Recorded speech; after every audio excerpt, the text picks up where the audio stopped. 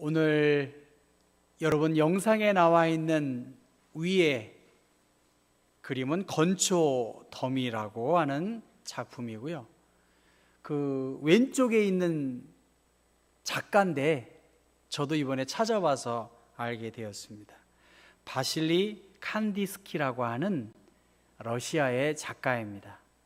이 바실리 칸디스키는 러시아의 부유한 가정에서 태어났고 법학과 경제학을 공부했던 사람인데 대학에서 법학을 강의한 교수였다고 합니다. 그가 어느 날 미술관에서 그림을 둘러보던 중에 클로드 모네의 이 건초더미라는 작품을 보게 되었습니다. 저 그림을 보고 처음에는 무슨 그림인지 도무지 알 수 없었지만 이내 그림이 주는 묘한 매력에 사로잡히게 되었다고 합니다. 그래서 그는 30세의 나이에 법학 교수의 자리를 그만두고 독일로 미술 공부를 하기 위해서 학교에 입학을 했다고 합니다. 자신의 모든 경력을 버리고 한순간에 그의 미래를 바꾸는 그러한 계기가 되었고, 그 오른쪽 그림, 이 칸디스키가 그린 그림인데 유명한 그림이라는데 전 잘 무슨 그림인지 모르겠어요. 여러분, 추상화 그림이라고 하는데요, 그가 현대 추상화의 아주 선구자로서 수많은 업적, 명작들을 남겼다고 그렇게 말합니다. 사랑의 편지 집필위원인 류완이라는 분은 나를 두근거리게 하는 일은 언제 어디서나 만날지 모른다. 이른 시기에 만나면 이보다 좋을 순 없겠지만 늦으면 또 어떻겠습니까? 언제 어디서 만나게 될지 몰라도 나를 가슴 뛰게 하는 일은 내 삶을 빛나게 합니다. 변화에 정해진 시간은 없습니다. 도전과 확신만 있다면 그것으로 충분합니다. 그렇게 이야기했습니다. 오늘 설교의 제목을 부르심 그렇게 잡았습니다. 제가 3년 전 2017년 10월 1일 날 경복교회에서 이 본문으로 설교를 했었습니다. 하나님의 은사를 부릴 듯 일으키라 하는 제목으로 말씀을 전했고, 이 말씀은 지금도 제가 중요하게 생각하는 제 목회와 신앙의 엑기스가 담겨있는 말씀입니다. 제가 뉴질랜드에 가기 전 그 고민, 그곳에서의 목회의 여정, 이러한 여정에서 한 20년 정도 제가 하나님께서 저에게 깨우쳐 주신 그러한 말씀입니다.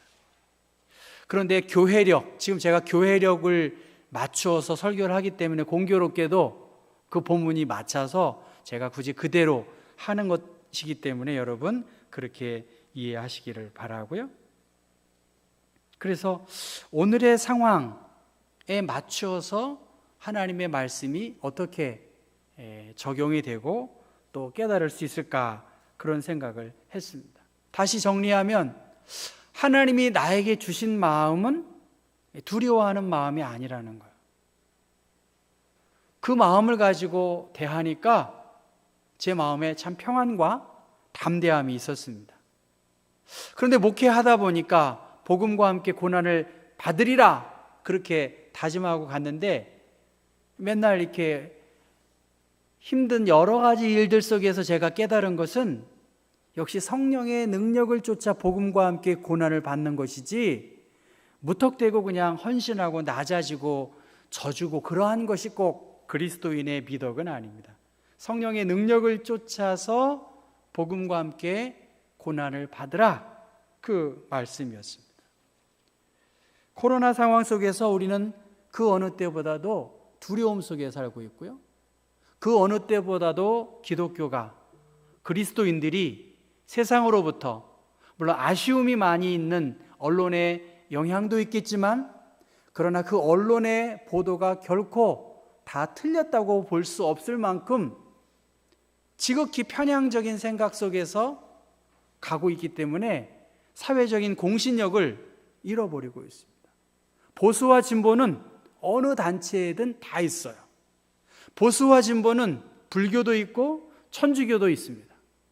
그런데 유독 기독교가 지나치게 우경화되다 보니까 세상의 법 안에서 하나님의 법이라고 우기고 생떼를 쓰고 있는 경우가 있는 것이 이건 사실입니다. 이러한 두려움 그리고 따가운 사회의 눈총 속에서 이 디모데 후서를 통해서 우리에게 주신 하나님의 말씀, 이것이 무엇일까? 바울 선생이 디모데에게 두려움과 낙심과 절망 속에 있는 그 디모데에게 복음과 함께 고난을 받으라고 하는 순교적 메시지를 권면한 것이 오늘 성경의 내용입니다. 우리가 알고 있는 디모데는 신앙의 교육을 잘 받은 모태 신앙의 사람이라고 볼 수가 있습니다. 그는 연소했지만 하나님의 부름을 쫓아서 사역을 했고, 또 그가 위가 좋지 않아서 건강도 좋지 않았고 또 소심했던 그였음을 우리는 알고 있습니다. 그런데 에베소 교회에서 목회하면서 많은 반대자들, 적대자들이 이 디모데를 힘들게 했던 것이죠. 그러니까 영적인 침체의 상황을, 슬럼프를 겪고 있는 그 소식을 듣고 디모데에게 바울이 이 편지를 한 것입니다. 하나님의 일을 하는 사람들, 그리고 그에게 가장 큰 고통을 안겨준 사람은 사실은 외부 사람들이 아니에요. 내부 사람이에요. 열심히 없는 사람이 아니라 열심히 있는 사람이에요. 다 교회를 위하고 복음을 위한다고 하지만 결과적으로는 디모데가 지치고 낙심된 상황이었습니다. 내부적으로 그러한 어려움이 있었지만 외부적으로는 로마의 방화 사건이 있었고, 그것을 기독교인들에게 뒤집어 씌우는 내외적으로 어려움 당한 그 상황에서 하나님이 우리에게 주신 것은 두려워하는 마음이 아니라는 것입니다. 오직 능력과 사랑과 절제하는 마음을 주셨다. 하나님의 부르심, 하나님이 디모데를 불러주신 것은 이 부르심 앞에서 주눅 들고 어찌할 줄 몰라 하는 것이 아니라 하나님께서 주신 마음, 그것을 영이라고 말했는데, 하나님께서 우리에게는 비겁한 영을 주시지 않았고 능력과 사랑과 절제하는 영을 디모데에게 부어주셨다고 말씀하십니다. 하나님의 영, 그것은 비겁한 마음을 주신 것이 아니고 더 구체적으로 능력과 사랑과 절제하는 마음을 하나님이 디모데에게 주셨다는 것입니다. 디모데에게 이 두려워하지 않는 담대한 영을 부어주신 것처럼 오늘 우리 그리스도인들에게도 하나님은 동일한 영을 부어주셨습니다. 그런데 우리는 왠지 모르게 두렵습니다. 걱정이 돼요. 왜 두려울까? 너무나 잘 알기 때문에 두렵고요. 왜 두려울까? 막연하기 때문에, 모르기 때문에 두려운 것이 아닌가, 그렇게 생각해요.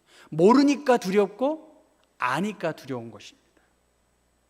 바이러스의 위협이 언제 끝날지 모르기 때문에 우리의 피로감은 더 커집니다. 생로병사의 과정을 알기 때문에 우리는 늙어가는 것, 병든 것, 나이 든 것, 죽음 앞에서 내 몸이 누군가에게 맡겨질 것을 생각하면 두렵습니다. 죽음 이후에 어떠한 삶이 있을지, 어떠한 일이 펼쳐질지 모르면 그것 또한 두렵습니다. 그런데 로마서 8장 15절의 말씀 보면 너희는 다시 무서워하는 종의 영을 받지 아니하고 양자의 영을 받았으므로 우리가 아빠 아버지라고 부르짖느니라고 말씀하십니다. 하나님께서 하나님의 자녀로 우리를 불러주셨고 우리를 자녀 삼아 주셨으니 아들된 우리들은 하나님을 우리의 아버지로 믿고 고백하기 때문에 그 아버지를 신뢰하고 믿음으로 나아가면 하나님께서 능력과 사랑과 절제하는 마음을 주신 것처럼 이 환경 속에서도 피할 길로 우리를 인도하신다. 그것이 디모데에게 주신 하나님의 말씀입니다. 그래서 디모데후서 1장 8절에 보면 너는 내가 우리 주를 증언함과 또는 주를 위하여 갇힌 자 된 나를 부끄러워하지 말라는 거예요. 저는 오늘 두 가지입니다. 두려워하지 말아라. 그리고 부끄러워하지 말아라. 이 현실 앞에서 두려워하지 말아라. 그것은 사단이 주는 그러한 마음이지 하나님께서 우리에게 주신 마음은 능력과 사랑과 절제의 영을 부어주셔서 너희로 능히 이 일을 감당하게 하시겠다고 말씀하셨어요. 또 동시에 부끄러워하지 말라 그렇게 말씀하십니다. 여러분 생각해 보십시오. 사도 바울만큼 복음을 위해서 열정을 드러낸 사람은 없습니다. 그러니까 디모데의 롤 모델은 바울입니다. 바울은 복음을 위해서 매도 많이 맞았고 복음을 위해서 갇히기도 했고 이제 곧 순교의 상황에 직면해 있는 그 모습을 보고 소심한 그가 나도 저 바울만큼 일하지 못한 것에 대해서 자책할 수도 있었을 것입니다. 동시에 자기가 그렇게 동경했던 영적인 스승, 그 영적인 스승이 위기 상황을 맞았고 복음의 권세와 무한한 능력이 로마의 공권력 앞에서 무기력함을 당하는 그 모습을 보니까 자책감도 있고 또 내가 무엇을 하는지에 대한 자신감 또한 상실할 수 있었을 상황입니다. 그래서 부끄러워하다는 말이 8절과 12절과 16절 세 번 나옵니다. 갇힌 자 된 나를 부끄러워하지 말고 이 고난을 받되 부끄러워하지 아니함은, 그리고 16절에 내가 사슬에 매인 것을 부끄러워하지 아니하고.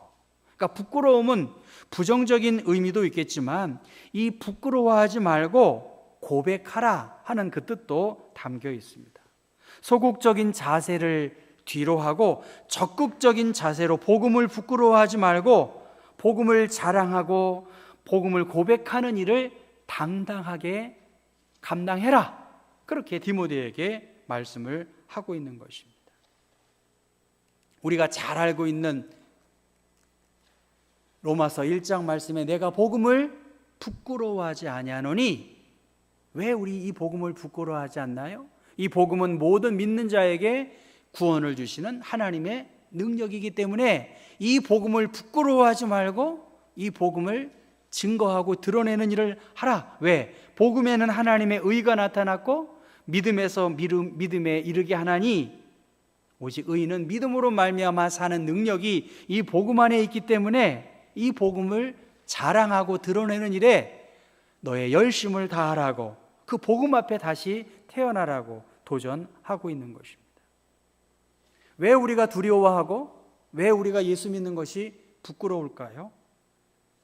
눈에 보이는 소망은 소망이 아닙니다. 보이는 것을 누가 바라겠습니까? 라고 로마서 8장에 말하고요. 고린도후서 4장에는 우리가 주목하는 것은 보이는 것이 아니요 보이지 않는 것이니 보이는 것은 잠깐이요 보이지 않는 것은 영원함이라.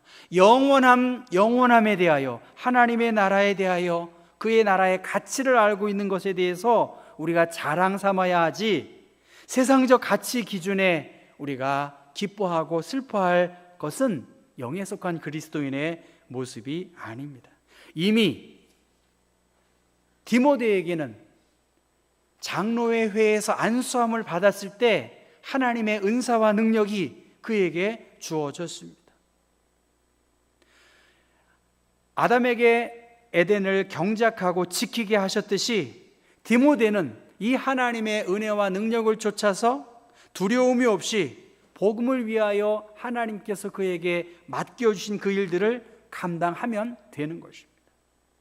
우리 교회 교우들도 마찬가지고 저 자신도 마찬가지입니다. 우리의 분량, 우리의 부르심, 이 코로나 상황에서 우리가 할 수 있는 그 일을 감당하면 그것이 그에게 맡겨주신 부름을 잘 감당하는 것입니다. 부끄러움과 두려움 앞에 있는 우리들, 하나님이 나를 불러주신 그 분량대로 그 달란트 모두를 그렇게 사용하면 그것이 하나님께서 기뻐하실 일이라는 것이죠. 오늘 9절 말씀에 하나님이 우리를 구원하사 거룩하신 소명으로 부르심으로 하나님의 구원은 시작이 되었습니다. 하나님의 뜻을 이루기 위해 하나님은 매 시대의 그 상황 속에서 요셉도 부르시고 모세도 부르시고 에스더도 부르시고 지난 주의 말씀처럼 아담도 부르셨습니다. 어렵다 하지만 여러분, 코로나가 없다고 해서 어려움은 없었겠습니까? 늘 어려움은 우리의 인생 사는 동안 끊이지 않고 있었습니다. 그 정도의 차이가 다를 뿐이겠지요. 그런데 하나님께서 불러주셨는데 선악과를 따먹은 아담은 하나님의 음성을 듣고 숨어버렸습니다. 하나님은 지금도 우리를 계속 부르시고 그 부르심의 뜻을 이루어 가도록 그렇게 우리에게 손을 내밀고 계십니다. 그런데 아담은 죄를 범한 존재가 되었다는 것이죠. 죄는 인간으로 하여금 두려움을 갖게 하고 하나님 앞에 자신 있게 나아가지 못하게 합니다. 여러분, 관계가 불편하면 어떻게 됩니까? 마음이 멀어지고 점점 피하게 됩니다. 좋은 사람은 어떨까요? 보기만 해도, 함께 있기만 해도 느낌이 오고 그 모습들이 보여집니다. 하나님과의 관계, 이웃과의 관계, 교회 성도들끼리의 관계, 목회자와의 관계, 이 관계가 회복되지 않고서 우리가 어떤 신앙의 진보를 이룰 수 있겠습니까? 하나님이 우리에게 불러주신 그 소명을 잘 감당하기 위해서는 서로가 소통하면서 그 일을 통해서 하나님께 계획하신 그 일들을 이루어 나가야 하는 것입니다. 때를 따라 돕는 은혜를 얻기 위해 우리는 담대하게 은혜의 보좌 앞에 나아가야 합니다. 구원은 인간의 행위가 아닌 하나님의 계획이요 하나님의 은혜로 이루어진 것이지, 내가 얼마나 어떤 일을 했다고 해서 구원을 받을 수 있는 것은 아무도 없습니다. 그 누구도 하나님 앞에 온전한 사람이 없다라고 시편 기록자는 말하고 있습니다. 하나님 앞에서의 나의 의로움을 드러내면 드러낼수록 우리는 내 자신의 한계와 무기력을 깨달을 수밖에 없습니다. 사람이 아무리 좋은 이념, 제도, 여러 가지 시스템을 구축한다 할지라도 이상적인 유토피아는 이 땅에 없어요. 역사를 통해서 여러 사상의 논쟁을 통해서 우리는 이 사회주의권의 몰락을 알고 있어요. 누가 종북 세력이겠어요? 이 북한이 우리보다 얼마나 가난한 나라인데 누가 북한 가서 살고 싶겠어요? 말도 안 되는 소리를 하고 있어요. 경제적으로 월등하게 앞선 그러한 상황 속에서 우리가 이 상황에서 하나님께서 주신 뜻을 이루어 나가는 것이 그리스도인의 모습이라고 봐요. 이념의 시대는 이미 명백하게 결판 난 거예요. 구원이라고 하는 놀라운 사건, 그것은 하나님의 은혜이고 예수 그리스도를 통해서 우리에게 주신 하나님의 선물입니다. 하나님께서 구원의 완성을 위해 예수님을 보내주셨고, 예수님께서 이 땅에 오셔서 십자가에 죽으심으로 그는 사망을 패하시고 복음으로써 생명과 썩지 아니할 것을 드러내셨다고 말씀하셨습니다. 그러니까 이 두려움과 부끄러움을 뒤로 하고 이 예수를 중심으로 우리가 믿음 안에서 나의 부르심을 다시 한번 생각해야 합니다. 하나님이 세상을 이처럼 사랑하셔서 독생자를 주셨고 그를 믿는 자마다 멸망치 않고 영생을 얻게 하려 하심이라. 그를 믿는 자마다 영생을 얻게 하시겠다. 이것이 그리스도께서 우리에게 주신 하나님의 영광의 선물입니다. 여러분, 고린도후서 4장의 말씀 보면 주 예수를 다시 살리신 이가 예수와 함께 우리도 다시 살리사 너희와 함께 그 앞에 서게 할 줄을 아노라. 우리가 언젠가는 하나님 앞에 설 날이 있어요. 내가 너를 이렇게 불렀고 너에게 이렇게 사명을 주셨다. 그리고 마지막 날 그 앞에 설 그날이 있다는 것입니다. 우리가 낙심하지 아니하노니 우리의 겉사람은 낡아지나 우리의 속사람은 날로 새로워지도다. 이것이 하나님께서 우리에게 영에 속한 자가 누릴 수 있는 하늘의 위로요 복일 것입니다. 무엇이 우리의 삶을 뛰게 할까? 우리의 가슴을 설레게 할까? 제가 오늘 결혼 반지를 끼고 왔어요. 별로 안 설레요 요새는. 그래서 설레야 되는데 부름이라고 하는 거, 제가 일부러 오늘 취임 예배 때 넥타이를 일부러 메고 온 거예요. 다 생각이 있지 않겠습니까? 내가 경복교회 담임 목사로 취임했을 때 그 마음 자세, 가슴이 안 뛰니까 이때 이 반지라도 좀 껴보고 생각해 보려고 하는 겁니다. 여러분의 가슴은 좀 뛰고 있나요? 여러분의 모습은 어떻습니까? 예측하기 힘든 두려운 상황입니다. 우리의 부르심의 기준, 사도 바울은 내가 사람을 좋게 하랴 하나님을 좋게 하랴. 지금까지 사람들의 기쁨을 구하였다면 그리스도의 종이 아니다. 우리의 부르심, 그것은 하나님을 기쁘시게 하는 일이에요. 내 마음이 기쁘지 않다고 해서 하나님이 기쁘지 않는 것은 아니거든요. 사실은 이 비대면 상황에서도 우리가 영적으로 하나님을 정말 기쁘시게 할 일들을 한번 생각해 보면 그 길이 있으리라고 봅니다.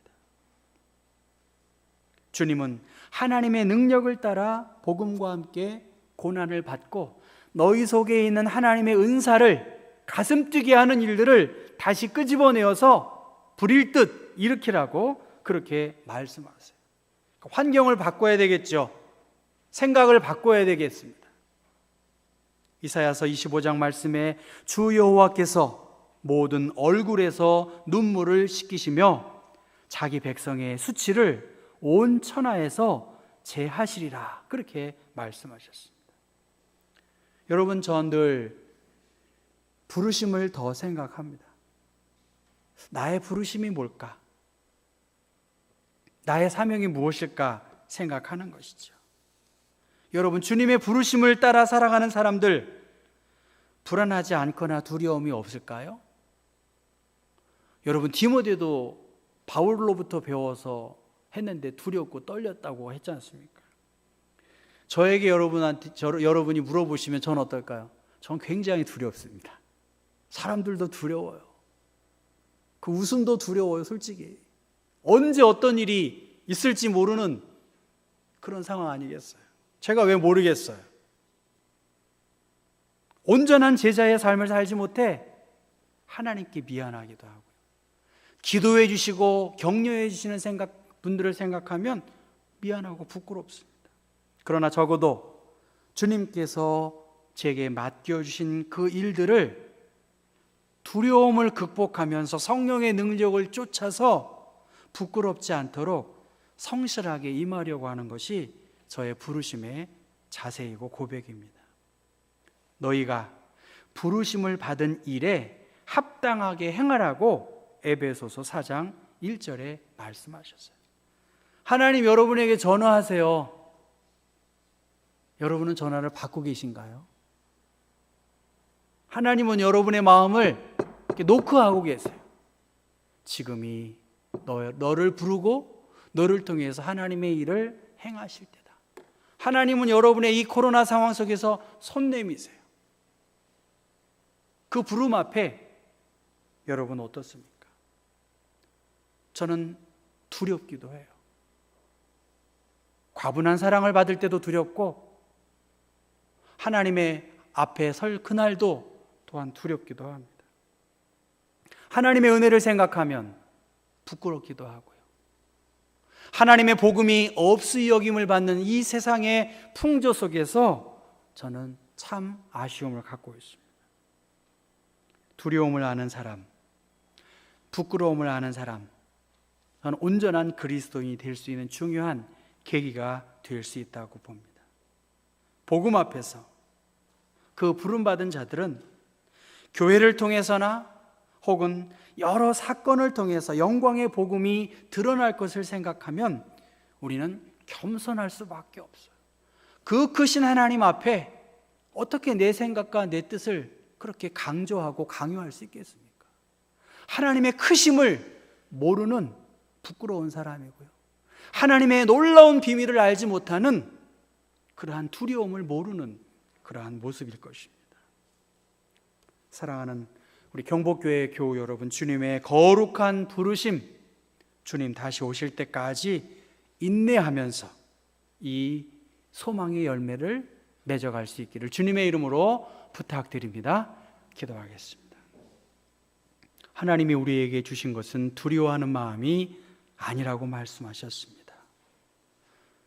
부끄러움을 느끼며 살아갈 때고 이때도 있지만 다시 한번 살리는 것은 영이라고 했고, 이 생명의 복음을 증거하는 일에, 구원의 놀라운 은총을 드러내는 일에 하나님 힘쓸 수 있도록 은혜 베풀어 주옵소서. 이 땅의 그리스도인들, 이 땅에 부름받은 사람들, 위기가 있고 어려움이 있지만 하나님의 부르심에는 후회함이 없사오니 이미 우리에게 주어진 하나님의 놀라운 사랑과 능력들을 다시 한번 부릴 듯 일으킬 수 있는 성령의 사람들, 영에 속한 하나님의 사람들 되게 하옵소서. 예수 그리스도의 이름 받들어 기도했습니다. 아멘.